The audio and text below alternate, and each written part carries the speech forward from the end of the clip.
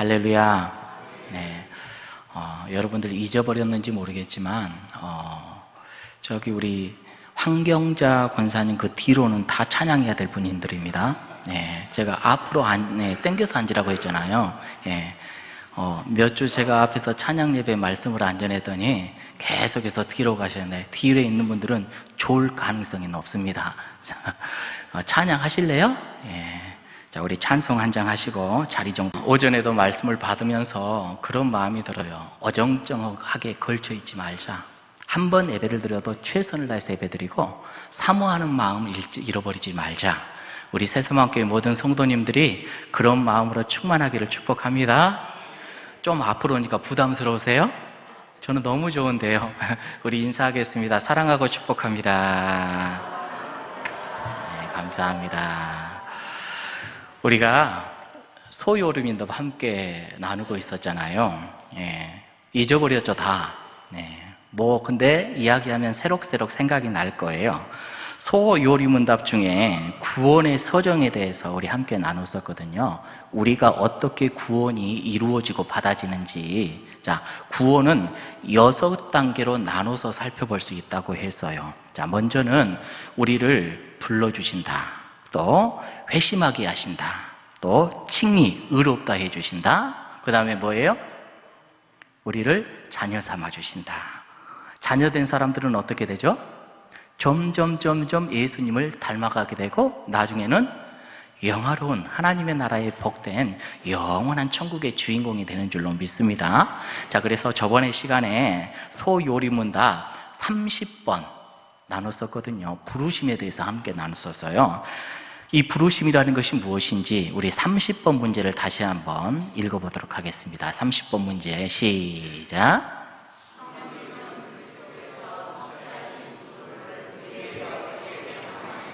답이 뭔가요? 답 시작. 성령님은 그리스도께서 성취하신 구속을 우리에게 적용하시는 것은 우리 안에 믿음을 일으키시고 또 효력 있는 부르심으로 우리를 그리스도와 연합하게 하시는 겁니다. 우리 안에 믿음을 일으켜요. 누가요?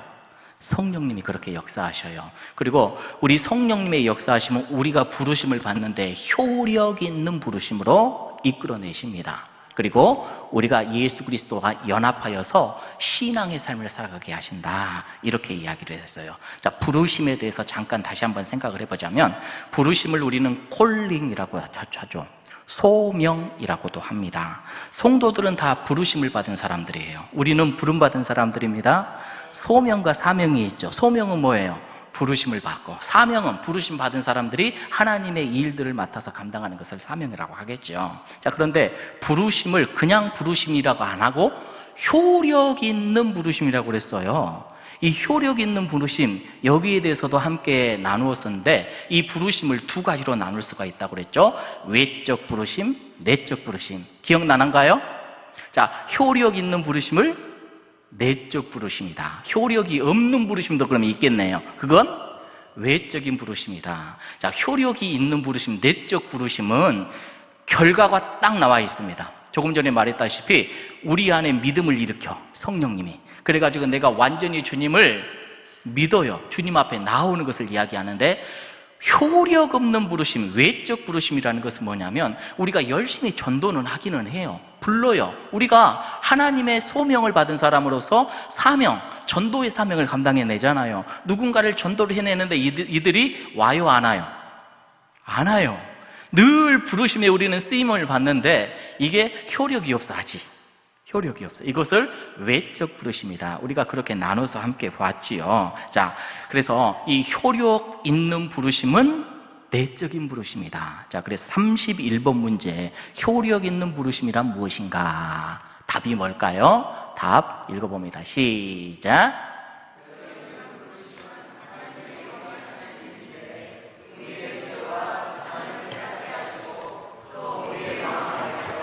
그리스도를 알게 하시고 우리의 의지를 새롭게 하시고 우리를 구원하사 능히 복음 중에 가득없이 주시는 예수 그리스도를. 여러분들은 어떤 부르심을 받았어요? 효력이 있어요, 없어요? 효력 있는 부르심으로 이 안에 다 있는 줄로 믿습니다. 할렐루야. 이 효력 있는 부르심을 누가 하신대요? 내가 깨닫고 하는 겁니까? 성령님이 내 안에서 감화감동시키고 내 안에서 알게 해주신다는 겁니다. 그래서 성령님께서 전인격적으로 나를, 우리 주님을 믿게 하는 거예요. 내가 복음을 들었습니다. 말씀을 들었는데 이제 나라는 사람이 얼마나 큰 죄인이었는지를 성령님이 알게 했어요. 깨닫게 하셔요. 아, 내가 죽을 수밖에 없는 존재였구나. 나의 비참함을 깨닫게 하십니다. 누가요? 성령님이 그렇게 역사를 하셔요. 그래서 내 마음을 막 밝혀주시고 예수님만이 나의 구주이시고 예수님이 내 죄를 갖고 돌아가신 분이시고 내가 분명히 뭐라고 설명을 할 수가 없는데 내 안에서 이것이 작용을 하고 역사를 해가지고 내가 주님 앞에 있어서 예배하게 되고 예수 그리스도를 믿게 되고 그분을 바라보게 하는 것, 이게 바로 성령님의 사역이었어요. 자, 그러면은 이제 그 다음 32번의 문제로 이제 넘어가야 되는데, 요리문답 32번은 과연 어떤 문제냐? 그런데 이 32번을 잠깐 멈추고 요리문답 저는 지금 86번으로 한번 꽁충 뛰려고 해요. 86번과 87번을 지금 보려고 하는데 왜 그런가? 효력 있는 부르심을 받게 된다는 것은요, 복음을 듣고 예수 그리스도를 믿는 거잖아요. 86번이 뭐냐면은 예수 그리스도를 믿는 것이 무엇이냐, 이렇게 문제가 나오거든요. 저렇게 나오고 87번도 그러면 예수 그리스도를 믿는다는 것은 무엇이고 87번은 회개는 무엇이냐. 오늘 말씀의 제목이 생명에 이르게 하는 회개거든요. 그래서 이 부분을 먼저 함께 나누고 그 다음 부분들을 함께 여러분들과 나누려고, 먼저 86번 예수 그리스도를 믿는다라는 게 뭐냐, 뭘까요? 한번 답을 읽어보죠. 시작.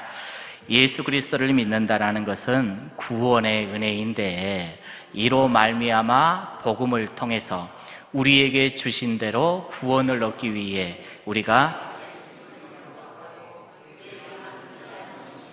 예수님을 여러분들의 구주로 영접하셨습니까?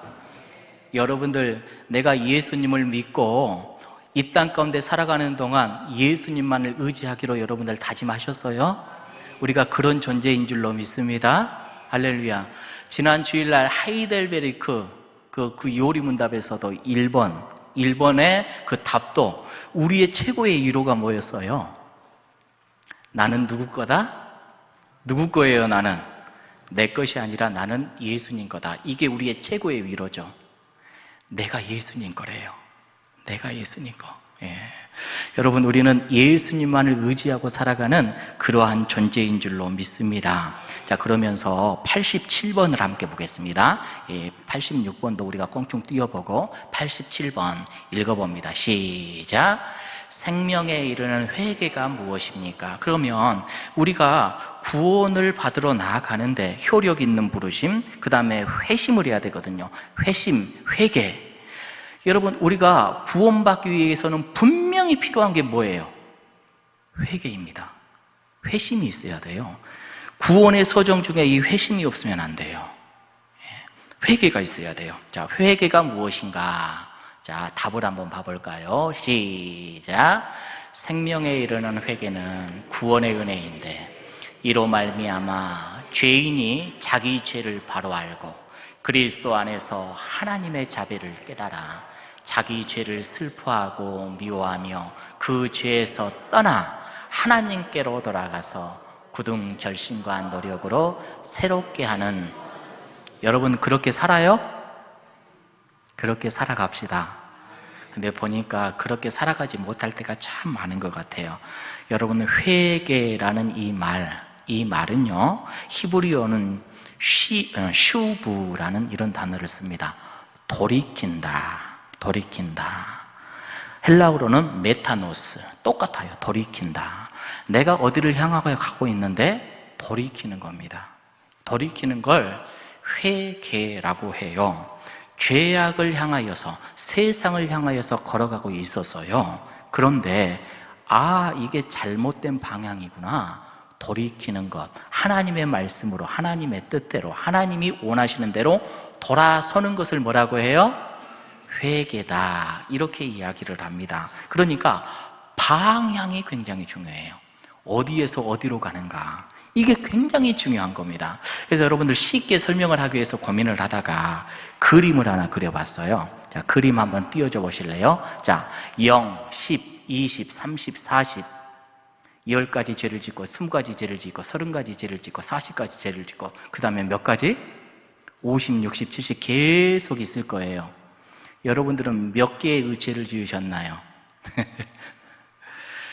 죄 짓는 정도가 점점 커지죠. 근데 아래 봐보세요. 가는 방향, 이쪽으로도 화살표가 있고 이쪽으로도 화살표가 있네요. 자, 내가 지금 10에 있어. 10에 내가 죄를 10 지었어. 그런데 가는 방향이 어디로 가요? 방향이 쭉 앞으로 가네요. 20, 30, 40을 향해서 가네요. 구원받지 못하는 사람들은 그렇게 갈 수 있어요. 지금 죄를 안 지은 것 같아, 별로. 그런데 방향이 그 방향으로 향하면 돼요, 안 돼요? 안 돼요. 그런데 봐보세요. 가는 방향, 제가 봤을 때 오른쪽에는 구원받은 사람은 어때요? 가는 방향이 지금 내가 죄를 100 지었어. 100 지었지만 구원받은 사람은 어떻게 해요? 가는 방향이 90으로 떨어져. 80으로 떨어져. 지금 사람들은 숫자의 논리에 헷갈려 합니다. 너 20 지었으니까 네가 더 낫지. 근데 그 사람 구원 안 받았거든요. 이 사람은 80의 죄를 지었어. 근데 방향이 어때요? 방향이 하나님을 향하고 있어. 이 사람은 죄를 적게 지은 것 같은데 방향이 세상을 향하고 있어. 구원받은 사람과 구원받지 않은 사람, 방향이 중요하다는 거예요. 여러분, 그래서 교회 안에 죄 많이 지은 사람이 들어왔네요. 들어오면 왜 어떻게, 아이고 저 사람 저런 일을 했대, 저런 짓을 했대, 막 피해요. 그럴 수 있죠. 그럴 수 있죠. 하지만 주님을 만나고 성령님의 임재 가운데 그 안에서 내적인 변화가 일어나고 내가 지었던 죄를 미워하고 회개하며 다시금 그렇게 살아가지 아니하겠노라 방향을 선회했어요. 그러면 그 사람은 어떤 사람이에요? 효력 있는 부르심 가운데 회개의 삶, 복된 삶을 살아가는 것이지요. 그래서 회개란 뭐냐? 돌아서는 겁니다. 아, 이게 아니지, 이게 아니지. 돌아서는 걸 회개라고 하는 거예요. 여러분, 그래서 여기서 중요한 게 뭐냐? 효력 있는 부르심은 누가 하는 일이었죠? 성령님이 하시는 일이었는데 돌아서고 회개하는 건 누가 해요? 내가 하는 겁니다. 그건 내가 하는 거예요. 이건 철저히 내가 하는 거예요. 회개는 내가 하는 겁니다. 근데 회개하지 않고 그냥 막 묻어서라, 이거 회개의 삶이 아닌 것이지요. 여러분, 문제가 뭐냐면요, 어떤 사람은 이런 기독교의 교리에 대해서, 신앙에 대해서 아주 빠삭하게는 잘 알아요. 충분히 알고 있어요. 이렇게 살아가면 잘못된 것인지도 알고 있는데 돌이키지를 않아. 회개하지 않아요.